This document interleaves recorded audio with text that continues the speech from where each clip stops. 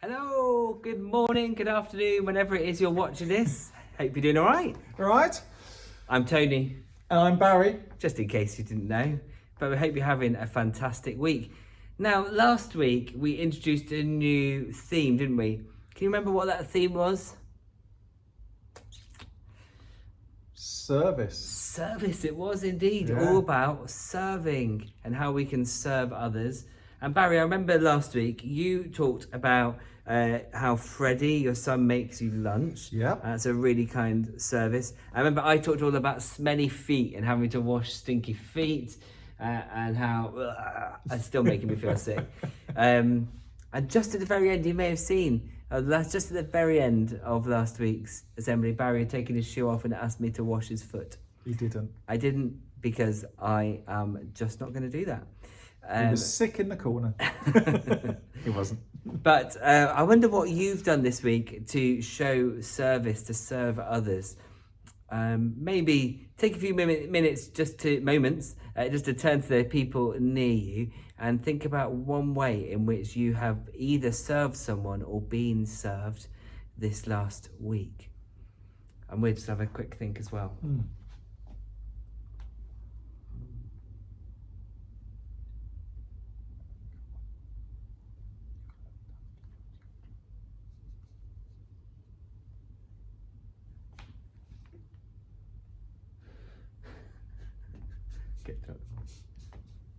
Okay, hopefully you have come up with something. I know, Barry, you were saying you did something really, a real difficult, tricky act of service this week. Well, Friday is my day off. It's Tony's day off as well. So when it's our day off, we like to just sort of do our own thing, have a bit of just relaxing time. But actually, I went with my mum and dad on Friday and we went to have a look at a car because they want to buy a new car. So I went and helped them buy a new car, and we sat in the showroom for 2 hours. 2 hours just sat in the showroom talking to this guy. But that was my bit of service. That was me doing something for them because they wanted a bit of help. So I gave up some of my time, some of my day off, and went and helped them. And did you get rewarded with a nice breakfast? That's true. I did. They did buy me breakfast. Amazing. So that was nice. So sometimes when you do something out of the goodness of your own heart and you serve people, sometimes you get a little reward, and that reward was breakfast. So that was really nice for me. How about yourself, Tony? So one of the things that I did again on my day off was that we've got a nice patio out the back of our house, and because of all the leaves that are falling, it got on really slippy, and I knew it was my son's birthday, Elijah's birthday last week, and we were going to be outside having some fireworks and playing, and they really love to play outside, but then keep slipping over on the patio. So I spent a really long time cleaning the patio, getting all the leaves off, then washing the patio down and getting it all cleared. It was great fun. I enjoyed it. It was nice to be outside, but it was even better to see the way in which they really enjoyed playing with it and getting outside again and enjoying the outdoor space. So that was really good. Awesome. Now, when you think of service, there's someone that's been in the news quite a lot recently because she's been a bit poorly and she's been told to rest, and that is the Queen. Now, the Queen is 95 years old, 95, and she still works every single day. She still drives herself to different places. You know, she does have a chauffeur and a few helpers in the house, but you know, she does a lot of stuff herself.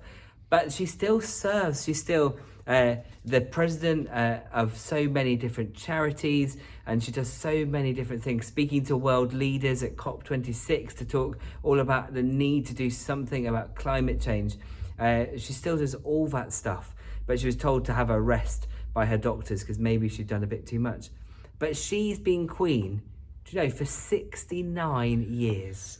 I mean, that's a long time. 69 years. I mean, that's older than all of you, all of us. That's older than all of your teachers. And that's her job as being the Queen, being in charge of our country for all those times. A big, big job. And she's done it so well. She did it from a really, really young age as well. So she wasn't, you know, she was doing lots of stuff, serving in the royal family as a princess. And then when her dad died, she suddenly became queen, suddenly became one of the most recognizable people in the whole world. And she's the longest serving queen or monarch ever since. And it's amazing. I think since Queen Victoria, she's the longest serving, which is amazing. So when you think of service, she really, really does choose to serve. And one of those things that she does, choosing to serve, is speaking about issues, challenging people about things that need to be challenged. But she also doesn't really get to choose what she does all the time. So she doesn't get to speak and share her views on what she thinks about certain things. She's really good and she listens and she kind of is just this really brilliant person at just being able to help encourage people and say, keep going, keep doing what you do. She's a brilliant example to us, don't you think? Absolutely, yeah. She's a great lady. And next year, she'll be queen for 70 years, and it's going to be her 70th Jubilee. And That's the Platinum Jubilee, isn't it? Yeah, Platinum Jubilee next year for 70 years. And there's going to be an extra bank holiday. An extra day off school. Yeah. So thank you, Your Majesty, for that. Yeah. So, yeah. It's going to be great. So we're thinking about another queen right now. We're going to be thinking about a queen called Esther. Now, at the time, the Jewish people, so God's people that he had chosen to be his people and to journey with, they had ended up living in a foreign land and being led by people that weren't Jews. They were being led by others. And Esther was a Jew. Her uncle Mordecai was a Jew, and they were in there's a real problem where the Jews weren't really liked, and Esther, as the queen, had an opportunity to stand up and to serve. And so we're going to tell the story from the Lion Storyteller Bible, and it's called Esther Was a Star. Esther was a star, a beautiful Jewish girl chosen by the king of Persia to be his queen. Esther had an uncle called Mordecai, who was very kind. When Esther's parents died, he raised her as his own daughter. And when she was made queen, he warned her not to tell the king that she'd come from one of his captive lands, that she was a Jew. And so the king was clueless. He loved Queen Esther, but he did not know she was a Jew. Haman was horrible. He was the king's right-hand man, and he loved nothing as much as pushing people around. One day, Haman was walking through the city when he met some of the king's other servants. "Bow before me!" horrible Haman commanded, and they all bowed, all except Mordecai. "I will bow before no one but God," said Mordecai. Haman was furious and went straight to the king to seek his revenge. "There is a troublesome race of people in our land," he said, "who worship a different God. They are the Jews, Your Majesty. Give me your permission and I will do away with them." The king was clueless, so he told horrible Haman to kill every Jew in the land, not knowing that he was condemning his own queen. When Mordecai heard the news, he went to see Esther. "Go to the king," he said, "and do what you can to save us." "But I have to wait for the king to invite me into his presence," Esther explained. "If I go to him without his invitation, the law of the Persians says that he has the right to kill me." "You must go anyway," said Mordecai. "Whatever the risk, God puts people in places at just the right time so they can do what he wants. God has put you in the palace to save your people." Esther was a star, so Esther went to see the king.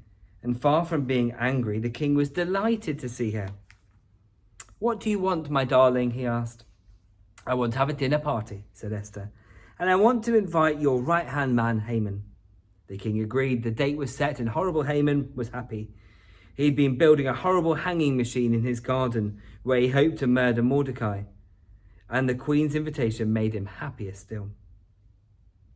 But when he got to the party, horrible Haman was suddenly not so happy. "I've had some sad news today," said the queen with tears in her eyes.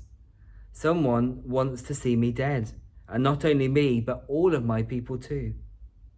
"Who is this person?" shouted the king. "Tell me, and he will soon be dead instead. There he is, Esther said, and she pointed at Haman. I don't understand you, Haman trembled. I have nothing against you. Yes, you do, said Esther, for I am a Jew, and you mean to kill us all. The king was no longer clueless. He saw everything clearly now. He loved his queen. He did not care that she was a Jew, but he was very angry with Haman. Put him to death, the king ordered, and so Haman was hanged on his very own hanging machine. But Esther and Mordecai and all their people lived on to return to their own land, and all because Esther was a star. That's quite a dramatic story, isn't it? Quite a dramatic story. So why are we telling you this? Barry, how was Esther as the queen? How did she serve? What did she do? Well, Esther did an amazing thing where she looked after her people, the Jews that were her people, her friends, her family. She knew that she had to look after them. And she had a very privileged title and role as being the queen, but no one there knew that she was a Jew. So she had to try and save her people. So she was very brave. The horrible Haman was just not a nice guy at all. And he was laying this trap for the people to try and kill all of the Jews there. But she risked her life in standing up to him, into telling the king that who she was and what he was doing, and it was a big risk. So her serving her people could have meant that she died, but she knew that what she was doing was the right thing, that she trusted in God, that he was there with her, and sometimes that when sometimes to serve we have to do things that we don't want to do. I don't think she probably didn't feel great about doing this. Maybe she felt a bit scared about doing this, but in her heart she knew that it was the right thing. Deep down she knew it was the right thing to do, and it worked. She came out and she saved all of these people. So we can serve, and sometimes serving means we have to be brave to do the things that perhaps scare us a little bit, or worry us, but that actually they help others and they do good. Is that right? Yeah, sometimes the things we do to help others are the things that we really don't want to do. They might wash feet. Might be washing feet. They might be actually using up our valuable spare time that we wanted to do something. We might have to cancel something to do something else. I can't think of things that maybe I've served that were dangerous. So I've been very fortunate in that way, unlike Esther. But sometimes to do something that's right for other people makes their life better and doesn't change our life at all. Apart from actually, once we've done it and we think about it, we think actually God was very happy with what we did, and it's great to do things that make God happy, even if sometimes it's just a bit of a chore for us. Fantastic. So we're going to continue with our challenge to see the different ways in which you can serve other people. And that might be sometimes having to go out of your way to help someone or to do something that perhaps you don't really want to do, or that scares you a little bit, but is the right thing to do. And so that's going to continue to be our challenge, and we're going to continue to hear from your teachers as to how you're getting on and how things are going in your school community. But I'm going to pray for us and then we'll go. Jesus, we thank you for the example of Esther. We thank you that she was brave to stand up and to say to the king what wasn't okay. That it wasn't okay that her people were going to be killed just because one man was upset. We thank you, Lord, for that story of bravery and that story of service. Lord, we thank you for our Queen. We thank you for the way in which she serves and has served for such a long time. And we pray that this week you continue to help us to serve others in our school community and at home. To serve, that means putting ourselves out, putting others' needs before our own. Help us to think of different ways we can do that in order to see people just know that they are loved, that they are cared for, and that they are valued. We ask this in your wonderful name, Jesus. Amen. Amen. Have a fantastic week, and we'll see you soon. See you later.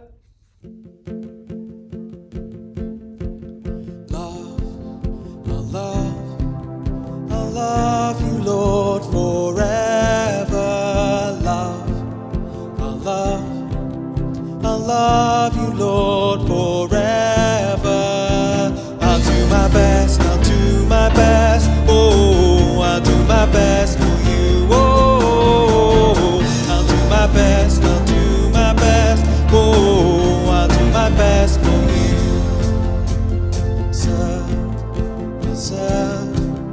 I'll serve you, Lord.